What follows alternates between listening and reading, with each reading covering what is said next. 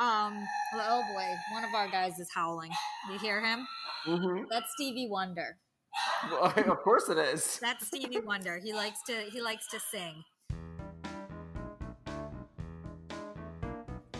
Hi, I'm Kristen Peralta, and you are entering a world gone good.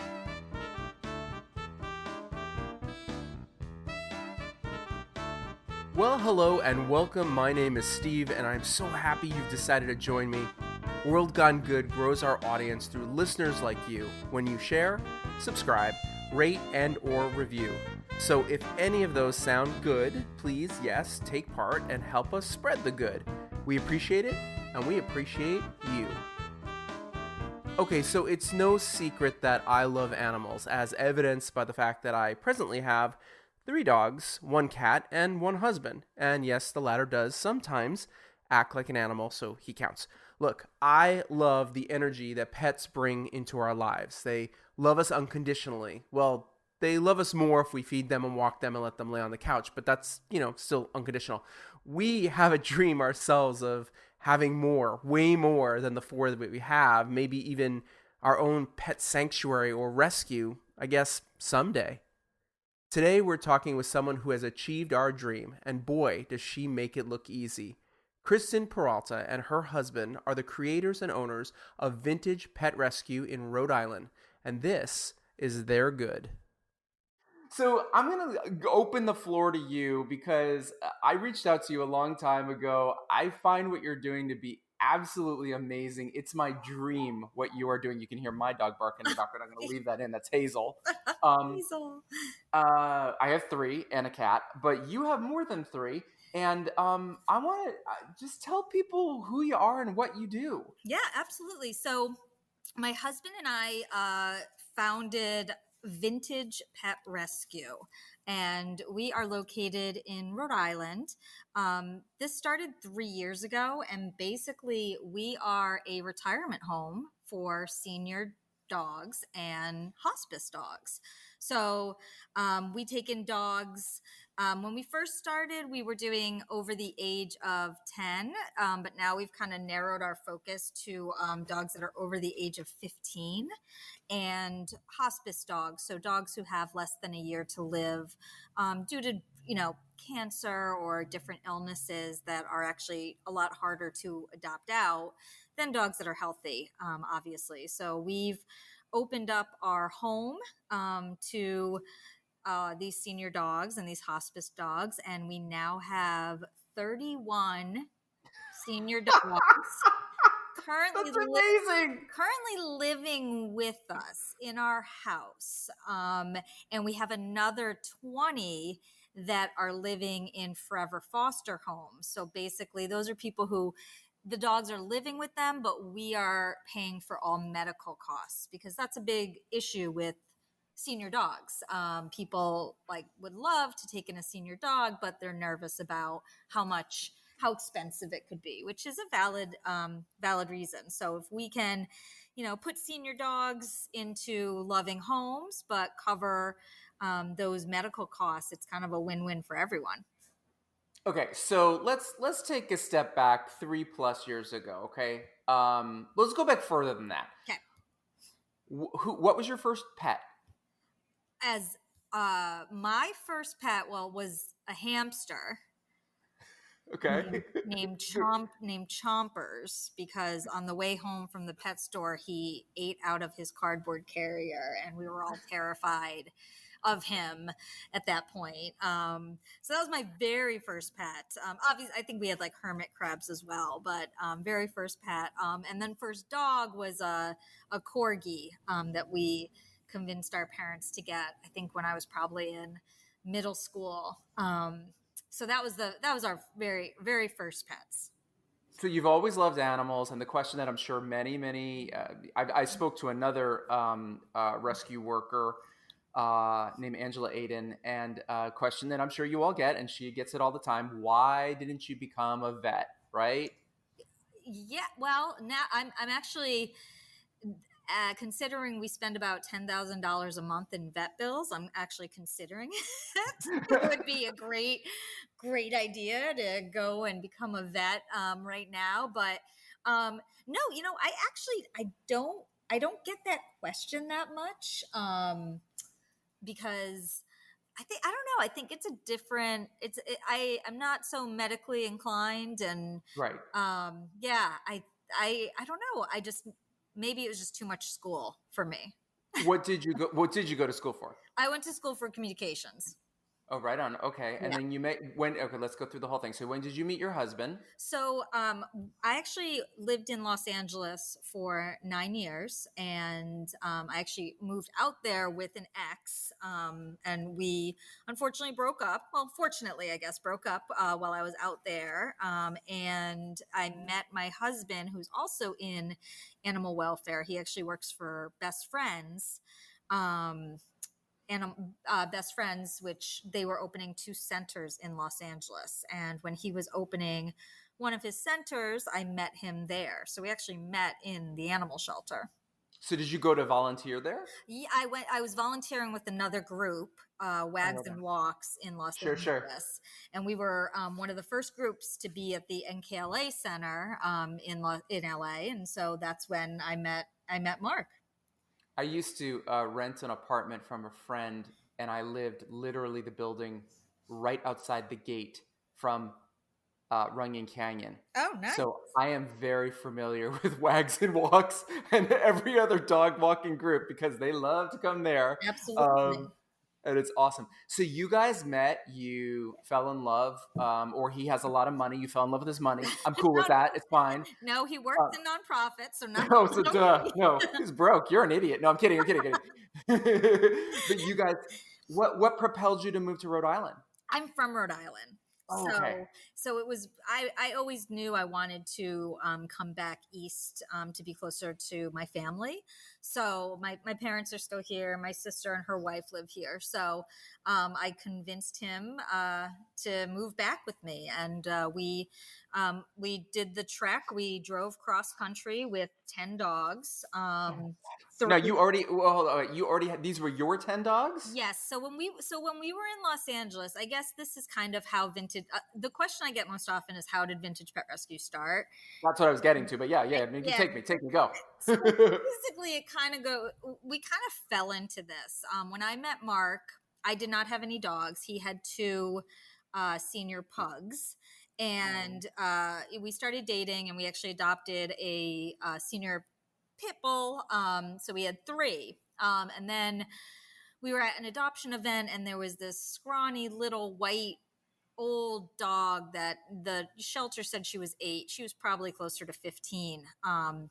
That nobody wanted to adopt. And, Mark was so sad, and I was so sad. And we're like, well, why don't we just take her home and see how she does?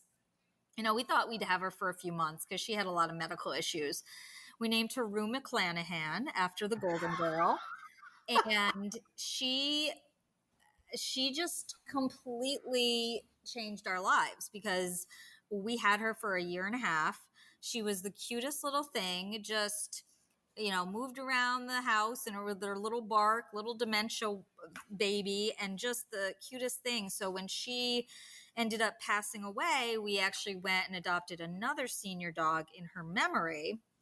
And since we were both so involved in animals, we became known as the people who took in senior dogs. So Sure. it just kind of spiraled out of control from there. And where were you guys living? We were living in West Adams in Los Angeles. Did you have a house? We were very lucky because our landlord actually she still runs it, Angel City Pit Bulls. Oh, yeah, of course. Yeah. Yeah, sure, So sure. she um she was completely fine with us having that many dogs. No one else would even rent to us with one pit bull. She Oh, of course. she encouraged it. And then when we went from because when we moved into the house, we had 3 dogs. When we left, we had 10 dogs. So it kind of spiraled out of control with us just collecting senior dogs. So you guys drove across the country, Yes.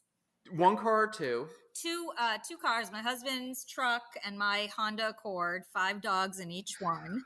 Oh my Um, God. I will say on our very first day, because it's a 5-day journey, Sure. our very first day was a complete nightmare. I thought we wouldn't, we basically were 2 hours late moving out of our house, which is typical. And then the U-Haul, my husband's battery died in the driveway, so we had to wait for AAA. And then the U-Haul lights weren't working, so I had to basically follow him the whole way. Oh my We were just God. going to Vegas, a quick 4-hour drive, no big deal. Um, and then at one point, I pulled over really quick to adjust one of the dogs, and I got locked out of my car. My running car with my cell phone inside. I'm sorry, I'm not laughing, It but that's Oh, hilarious. I swear, I said the loudest swear I've ever said in my life, and I said, "This is how I die," on the side of the road in Palmdale in August. Oh. Cars running, dogs are inside, cell phones Well, the inside. dogs are okay. The air Oh, conditioning they're was fine. Oh, on. air Yeah, conditioning they're was fine. blasting. They were fine. They were looking at me. You know what I did? I actually went onto the passenger side and I got the dogs super excited. So they actually ended up rolling down the window after 10 minutes. Oh my God, you are a smarty. It Now, was either that or bashing the window in with a rock. So no. Now okay. So when you get to Las Vegas, where did you guys stay with 10 dogs? we stayed with Mark's parents that lived there. Okay. And then, yeah, and then the second day, Those yeah, fools. Those yeah, two fools. and then we ended up staying at La Quinta Inns on the way that are very Okay. dog friendly, but not that dog friendly. So we just kind of had to sneak everyone inside. Oh my God. Yeah, it was an adventure. It definitely was an adventure. I think if I had to do it again, I would definitely get an RV. Sure. So Yeah. you guys end up home in Rhode Island Mhm. and you find a house, you're renting, you're buying. What happened in Rhode Island? So we ended up buying a house, and we moved in. The reason we moved into the house that we first bought was the town did not have any pet limits. Because a lot of towns Oh, do have pet, yes. pet limits. So Yes. we moved in. It was fine. Everything was, working out. Obviously, when we started Vintage Pet Rescue, I was like, oh, we'll take in like 5 dogs a year, thinking it would be really tiny, and it kind of exploded. I never thought the need was so great. So it just kind of people wanting to come volunteer, and it was our home. So, the house wasn't exactly set up how it should be for us to do what we were doing. So we ended Sure. up a year after we moved. We actually moved into another place that now we live in an old church. Um, Oh, it's cool. Yeah, it's actually it's a phenomenal building. It's stunning, and it has, 2 kitchens, one upstairs, one downstairs, so we can, do all the food prep. Like downstairs is completely sealed off so volunteers can come in without being in our living space, big fenced in backyard. So it really worked out for the best, that we found this place. So we're here now, and we have our 31 senior dogs. We're definitely expanding our Forever Foster program, which is great because if people want to take in a senior dog and we can provide them one that's a good fit, I think it's a great opportunity for everyone. How difficult was it for you guys when you got there? Obviously, you became a 501(c)(3), I'm assuming, yes? Yes. And what was the process like for that for you guys? It was actually pretty easy. There's a lot of resources online.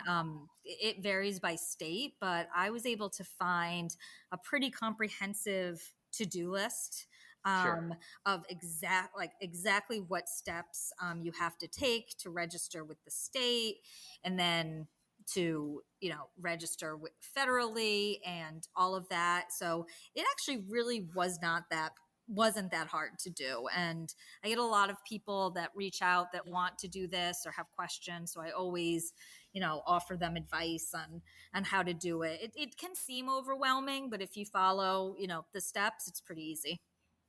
Where do you guys find your dogs? So when we first started Vintage Pet Rescue, I assumed that most of the dogs we took would be from shelters, because obviously in Los Angeles, that's where, Sure. Los Angeles is a different beast than out here Sure. in the Northeast. Out here, the shelters, I mean, we live in Rhode Island, and there are, I think, 36 different cities and towns in Rhode Island, and each one has its own shelter. and Oh they, my God. yes, and each one has like one dog, or Right. or no Right. dogs, or so it's very, if I were to try to find dogs at shelters, it would be very difficult for me, because I'd Right. literally have to drive around the entire state, going to different shelters, looking on websites. I um basically I just wait for shelters to contact us if they need us. Sure. The other good thing about shelters around here is they do a lot of great adoptions, so a lot of times they don't need us. That's Snickers. I know. I Um, love this because my dogs are barking I and your dogs are answering on the other Yep, side of the country. absolutely. Yep, there they are. So most of our dogs actually come from owners. Um, and one thing that we've started doing, that I didn't even think would be a possibility when we started, was that we take in dogs from people that are going through chemo, or Oh, okay. Wow. that are living in an assisted living home, or are going into a nursing home, and we've actually been able to uh, form relationships with the owners so that Right. they can still be involved in their pet's life. Right. So we'll send them pictures, we'll send them updates, we allow them to come visit. I've brought their dogs to, their homes before. Sure. There's one Sure. woman right now who, she has cancer. She was going through chemo. She couldn't take care of her 15-year-old dog. So we took him in, and he was great here, and I kept in touch with her. And then when she was feeling better, she was really lonely. So I actually brought him back, and now he's living with her, but we're still here when she needs us. Right. So that's been, that's not something I could have imagined that we would have been doing, but it's been really wonderful to, you know, to help people like that. What I mean, what is the best part of this? And be honest, what is the worst part of this? This is such So the it's a commitment. oh gosh, it's not even, it's so funny because people ask me a lot of times, oh, is this your job? And I say, oh yeah, it's my unpaid volunteer 24/7 job. It just doesn't end. There's no weekends, there's no time off. It's just, you're always taking care of dogs. If there's an emergency or at the emergency vet, it's a lot of work. So, but I would have to say, I mean, I think the best thing, and something that was surprising, was just how much joy our social media and our program brings to people.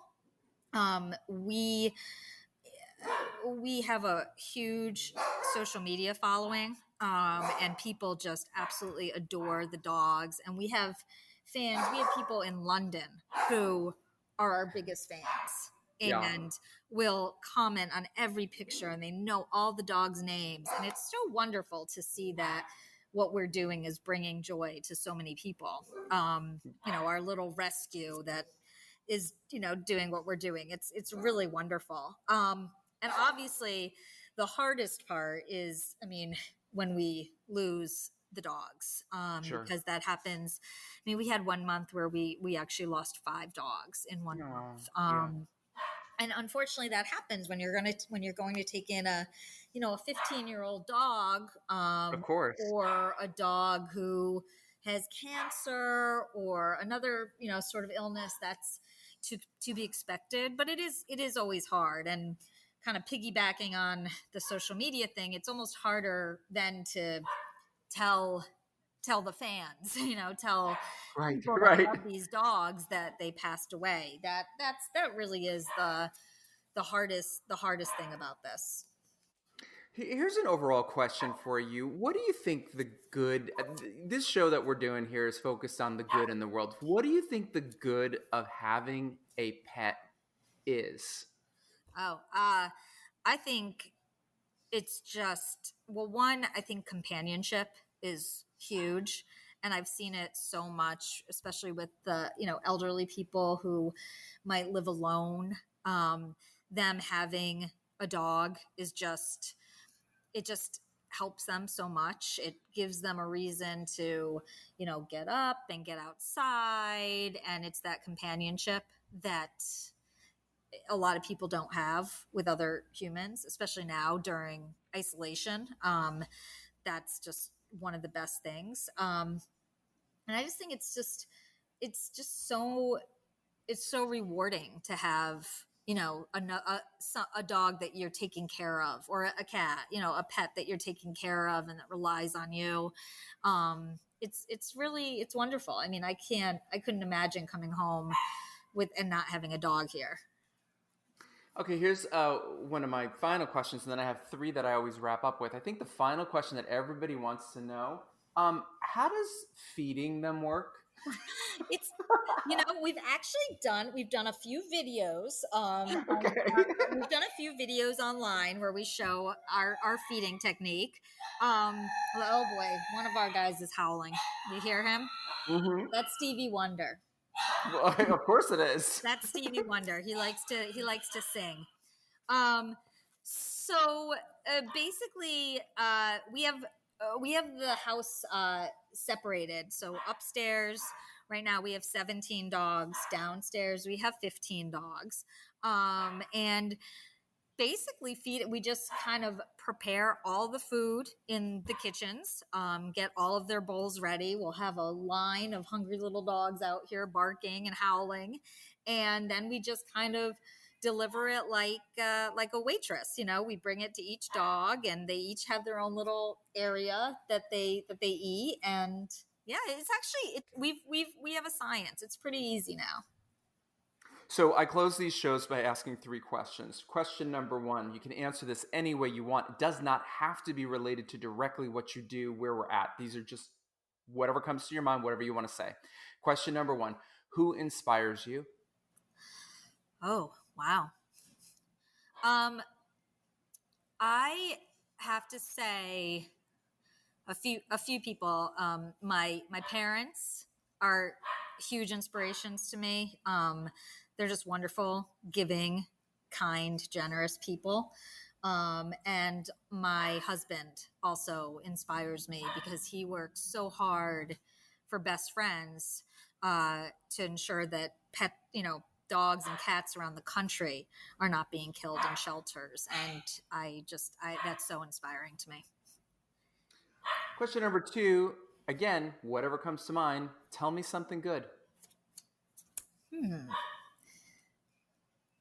Well, today I was just told one of our dogs, it's his birthday. He's turning 16. So we are going to have a little party for him today with some doggy ice cream and a little hat. So That's good. very excited. And then the easiest question of all, and the most important question of all, where can people find you, and how can people support Vintage Pet Rescue of Rhode Island? So we are on, we have our own website. It's vintagepetrescue.org. And we're also on social media. We're on Facebook. We're on Instagram. My husband runs Twitter. So we're all over those. And you can actually, if you go to our website, vintagepetrescue.org, you can find our social media links on there. You can also donate on there. We have an Amazon wish list if you feel more comfortable donating food or cleaning supplies than money. And honestly, we really couldn't do this without the support of people out there that just love dogs, because it is very expensive. So we really appreciate everything. Thank you, Kristen, for sharing your good with us. Someday soon, we will be stopping by to meet all 30 plus dogs and hopefully get some tips for starting our own rescue. Sound good? Next time on World Gone Good, Know how important and valuable you are, that if you're born with a dream inside of you, that's literally why you're on this planet. And so you have to believe in that dream, you have to believe in your soul's purpose, and you have to let it happen. We're taking our good from the dog rescue in Rhode Island across the country to the Gentle Barn in Southern California. Ellie Lack started by rescuing one small goat from a petting zoo and turned it into a mission with her animal sanctuary that has changed the world. We're talking cows in her living room, how vegans can save the planet, and even her very own surprise wedding story. I cannot wait to share this incredibly inspiring, fun, good conversation with you. Until then, be good.